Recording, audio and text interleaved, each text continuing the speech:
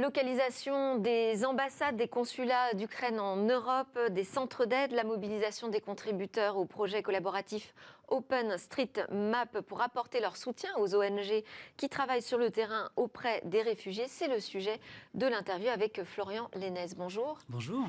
Alors, vous êtes vous contributeur de longue date, mais aussi le porte-parole de l'association OpenStreetMap France, qu'on appelle le Wikipédia de la cartographie. C'est considéré comme la plus grande base de données libres et ouverte aujourd'hui de données cartographiques, géographiques dans le monde. Quand on se retrouve dans une situation de conflit, on est en temps de guerre aujourd'hui aux portes de l'Europe, la donnée géographique est éminemment stratégique, je l'ai dit en ouverture. Comment vous concevez la carte collaborative ? Est-ce que ça devient une forme d'acte de résistance, une prise de position en temps de conflit ? Évidemment, la carte en temps de conflit elle a toujours été stratégique. Historiquement, ceux qui ont commencé à créer des cartes, ce sont les militaires. Donc toute utilisation cartographique est très, très militaire et les belligérants de tous les conflits utilisent toujours des cartes. C'est vraiment stratégique. Ça veut dire que quand vous impliquez une communauté de bénévoles qui participent à alimenter OpenStreetMap, vous êtes obligé de travailler sur quelle est la vocation politique des outils qui seront faits derrière à partir de ces données ? C'est un débat qui anime la communauté et dont on ne peut pas se passer. Mais par la nature même du projet, OpenStreetMap est un projet extrêmement décentralisé. Il n'y a donc pas de contrôle central du projet. Et donc, il y a des points de vue qui peuvent être en désaccord. On a vu récemment, là, le 4 avril, la communauté OpenStreetMap d'Ukraine, donc c'est des habitants d'Ukraine, qui ont lancé un appel pour que nous cessions d'éditer la carte en Ukraine, pour pas que les Russes n'utilisent ces cartes à des fins militaires. Et alors, quelle a été la réaction ? Eh bien, il n'y a pas de réaction officielle. Il n'y a pas un organe officiel qui prend une décision. Donc, il y a eu un grand débat qui a été lancé dans la communauté OpenStreetMap avec des prises de décision qui étaient parfois opposées les unes aux autres. Et le résultat ? Alors, en Ukraine, on constate que depuis l'invasion de février, il y a à peu près moitié moins d'éditions de la carte en Ukraine. Ça s'explique aisément par la situation de crise des Ukrainiens en eux-mêmes. Mais il y a quand même des acteurs externes qui cartographient en Ukraine. Je pense à des ONG, notamment européennes, qui repèrent où sont les hôpitaux, les zones pour les réfugiés, tous les lieux qui peuvent être utiles à la gestion de la crise par des acteurs qui interviennent sur le terrain directement. Donc on n'est pas du tout dans l'idée justement d'arrêter toute activité quand on se trouve dans un pays en temps de guerre. Au contraire, on peut peut-être réorienter les jeux de données qui sont mis à disposition. Qu'est-ce que vous avez comme exemple justement d'initiatives très concrètes qui peuvent venir en aide aujourd'hui à ceux qui subissent la guerre et ses premiers effets ? Alors OpenStreetMap, c'est un projet qui est vraiment très utilisé par les ONG, la Croix-Rouge, Médecins sans frontières et d'autres acteurs en temps de crise. Donc, depuis le tremblement de terre en Haïti en 2010, on a prouvé la réactivité de la cartographie collaborative pour produire des cartes directement utilisables en quelques jours seulement. Et ça, c'est quelque chose qui est assez nouveau, j'ai envie de dire.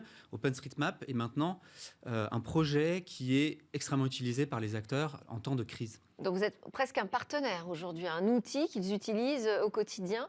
Dans le cadre de la guerre aux portes de l'Europe, quels sont les jeux de données, je dirais, privilégiés par les ONG ? Alors, comme je le disais tout à l'heure, tous les lieux qui peuvent être utiles aux réfugiés, ce sont vraiment les lieux qui sont les plus utiles. Ils sont déjà identifiés ?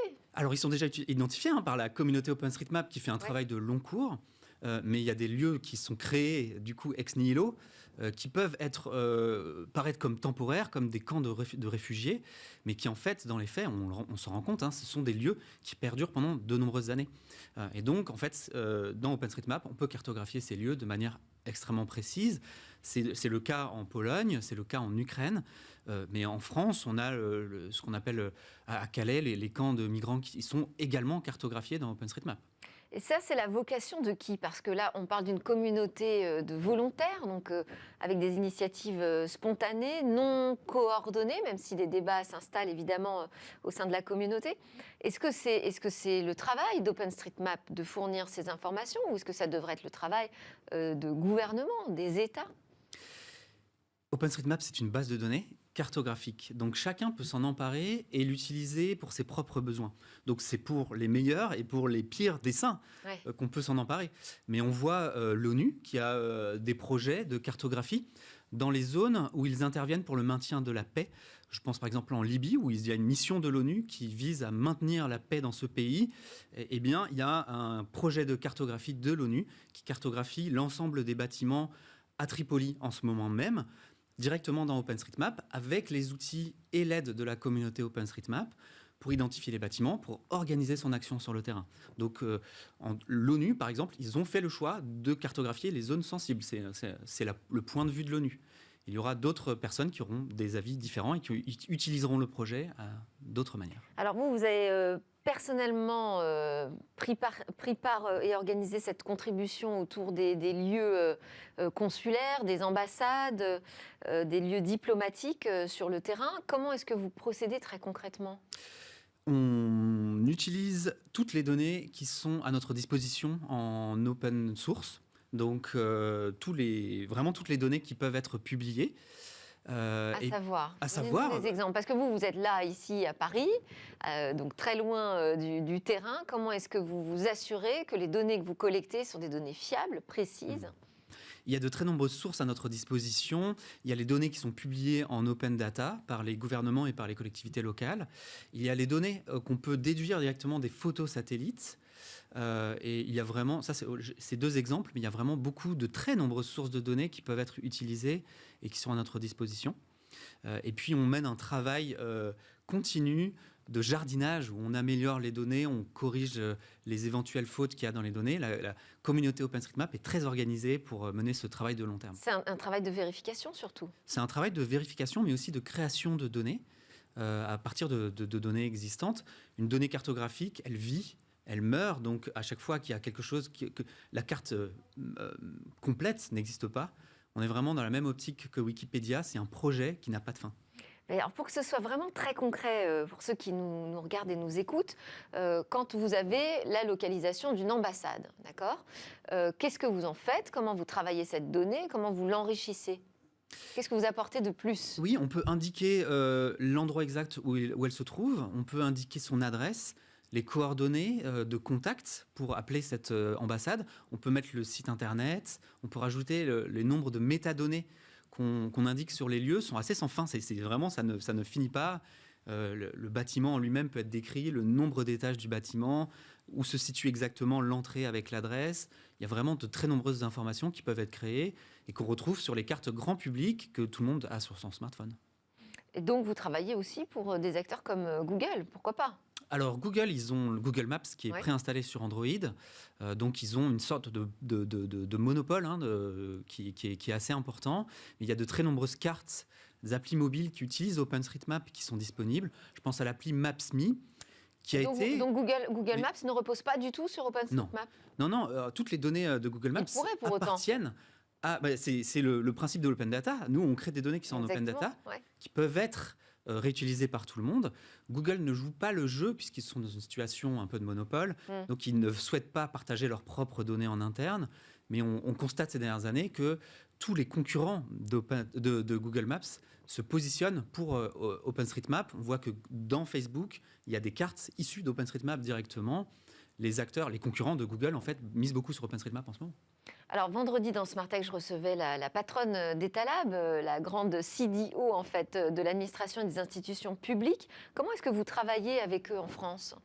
En France, il y a un écosystème d'entreprises qui vivent grâce à OpenStreetMap, en création de données, en maintenance de données, en relevé de terrain. C'est vraiment un écosystème qui est vraiment structuré aujourd'hui. C'est ce que me disait Laure Lucchesi également. Hein. Oui, non, c'est vrai que vous êtes complémentaires, vous êtes en concurrence. Comment est-ce que vous travaillez ensemble ? Non. Etalab, on est vraiment content qu'il soit là et qu'il booste l'action publique sur la publication de données en open data. Pour nous, OpenStreetMap est un pas plus loin que la publication en open data. Publier ces données, c'est une chose. Collaborer avec une communauté OpenStreetMap pour co-créer les données, pour nous, c'est un niveau de maturité supplémentaire. Et les entreprises qui travaillent dans ce domaine arrivent à faire ça dans le domaine du transport, du tourisme, de la gestion des données environnementales. Il y a vraiment un écosystème qui crée des données comme ça. Merci beaucoup Florian Lénès, porte-parole de l'association OpenStreetMap France. Vous êtes également co-dirigeant de l'entreprise Jungle Bus depuis 2019. C'est une entreprise spécialisée dans la co-création de données de mobilité avec la communauté, évidemment, OpenStreetMap. Merci beaucoup. C'est l'heure de notre talk. On passe à l'innovation dans le secteur aérien.